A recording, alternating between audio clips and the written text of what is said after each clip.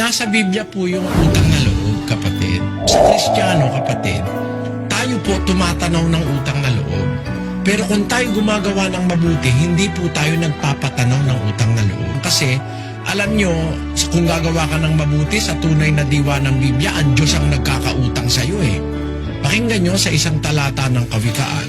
Ang naaawa sa dukha ay nagpapautang sa Panginoon, at ang kanyang mabuting gawa ay babayaran sa kanya uli.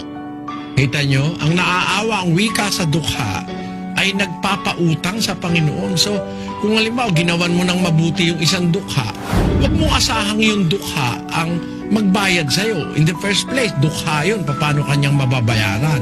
Pero may magbabayad po nun. Nagpapautang ka sa Panginoon. Kaya kami po sa aming paniniwala, kung gumawa man tayo ng mabuti, hindi natin dapat ipautang na loob dun sa taong ginawa natin ng mabuti, yung ginawa natin buti. Dahil ang ating expectation, Diyos ang gaganti sa ating ginawang kabutihan.